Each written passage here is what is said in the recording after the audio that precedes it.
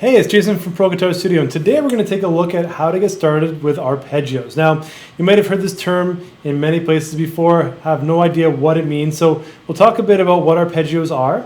We're also going to go over a nice easy way to get started with this using chords. Now, this is not, we'll say, lead guitar arpeggios, okay? So if you're already experienced with the kind of arpeggios we're going to do here, which is arpeggiating open chords, you can feel free to look at some other lessons on my channel, but today we're going to look at a nice simple way for pretty much anyone to get started with arpeggios. Okay, so before we listen to the piece we're going to do today, I'll answer the question of what arpeggios are. And the definition of an arpeggio is a broken chord.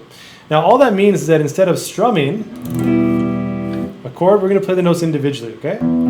So a lot of songs, especially on the rhythm guitar side of things, will vary between strumming and then arpeggios, okay? So in my mind, arpeggios are just as important as being able to strum on the guitar. So we're doing like a strumming pattern.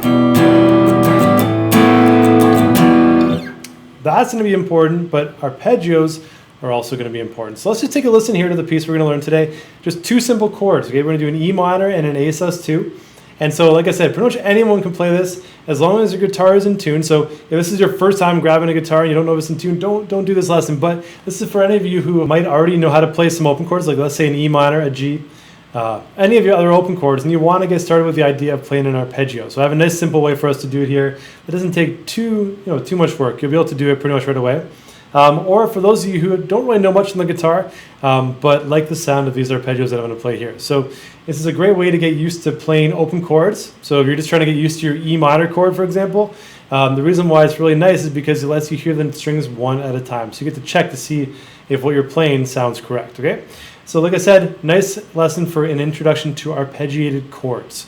And also to reiterate, this is not arpeggios like lead guitar arpeggios. We're not playing them like... We're going to be arpeggiating open chords.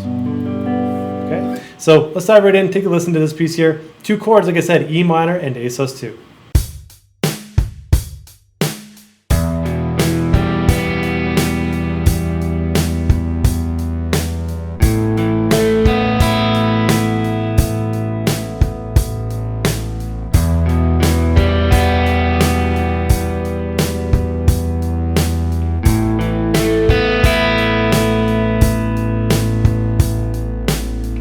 All right, so now that we've heard the piece that we're going to take a look at today, it's pretty straightforward. There's just two chords, and the hardest thing here is just getting used to playing these in time. Okay, so the first step is to make sure that we know the chords, and I'll sort of jump over here, and we'll take a look at my fingering for the E minor chord. Okay, so we're going to play the second fret on the A string, which is otherwise known as string number 5, and we're also going to play the second fret on the D string, otherwise known as string number 4. Okay, so I'm using my index finger and my middle finger. You'll notice that we can't put them in the exact same spot. We sort of got to stagger them a bit. So if you're just getting used to playing this chord, that's what we want to do. You also want to make sure you arch your fingers correctly. So at first, make it like this. Now, if we're going to play that, we're going to hear a lot of muting. So you need to arch those knuckles, okay? So think of claws, right? Claws in your fingers. Arch those knuckles so we have clearance. And the idea of these arpeggios is that when we play this chord, we can pick the notes individually and hear if the chord sounds correct. But also, this is a technique used in a lot of songs to sort of soften the blow a bit. So instead of strumming, we're going to play it nice and mellow. We're going to go up and down throughout the chord, right? So it gives us a way to play things a little more softly rather than just strumming all the time. And it's a great way to balance what you're doing. So if you want to work on your chords, and that's your focus right now, being able to play both strumming patterns and arpeggios are going to be a really crucial part of that, okay? So getting comfortable with both of those is going to be important. So with our E minor chord, we're going to pick string number 6, 5, 4, 3, 2. Now in the example, I tried to go through a few different ways just to give you an idea of what you might be looking at. Now the first thing is that you're going to pick down on all those notes, right? So I'm using my index and my middle finger here. Now if you already are used to the E minor chord and you use your middle and ring finger, just leave it like that. Don't worry about playing it the same way I'm doing it. You can do it with those two fingers as well. So I'm going to play string 6, 5, 4, 3, 2, right? It's straight down. So the first way everyone will typically run into this is to pick and lift or pick off. And that's fine for now, don't worry, I do that too. Now, the thing with this is that if you were to look at being the most efficient way is to push through the strings, okay? So depending on what you're doing and how fast you're doing it, if I'm playing something slower, and to me this speed, it's not slow, in the sense of, you know, if you're just getting started with this, it's not slow. But for me, this is sort of like a slow arpeggio. So for me, I'll tend to lift my pick a bit just to give myself some time to go between. But ideally, you can also work on pushing your pick through the strings, letting it sit on the next string before pushing through that one, okay? So that's one way you can do that, and that's called either a rake or a sweep, depending on how fast you're doing it. So we can call it sweep picking. Now, ideally as well, with sweep picking, if you're playing it faster, your pick wouldn't be resting on the next string. But in this case here, it's a slower pace. It's hard to time it to let it go equally all the way down. So don't worry so much if you don't have that perfect.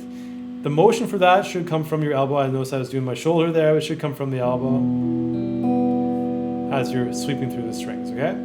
But if you just want to pick individual notes, that's fine too. We're just getting started with this, so don't worry about being perfect in all this technique here.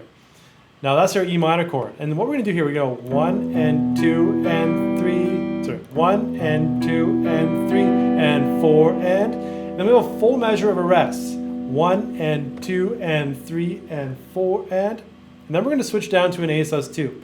And in the video, I try to do it a few different ways as well. We're going to either move our fingers all down one string, so bring it all down to string number 4 and 3. And in this case here, we're going to pick string number 5, 4, 3, 2, 1. So this chord here is called A sus2. Same shape as we use for E minor, but just on the 4th and 3rd string instead, okay? And we're doing everything one string lower. So either sweep it or pick an individual. Don't worry too much right now. We're just trying to do whatever way you can manage this and keep it in time, relatively in time for now. Okay, so this is a simpler exercise because we're doing basically 5/8 notes, and that last note, or I guess 4/8 notes plus a half note. So that note brings up for 2 beats, and then we have a full measure where we have, you know, just basically we can sit there or get ready for the next chord. A lot of times in a song, you'll consistently go through like.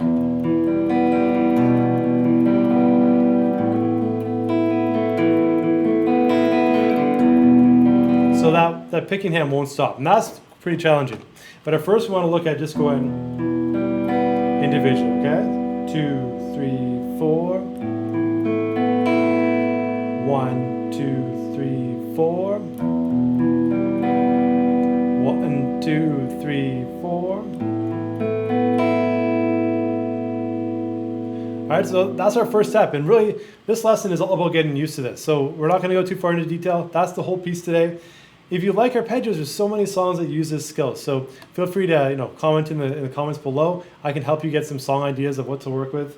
But if you like this sort of process, I do all this kind of stuff here in my studio in Mississauga. So feel free to reach out if you're in the area. Maybe I can help you sort of push this skill to the next level and get as comfortable as you can, okay? But until then, I'll see you soon. Have a good week.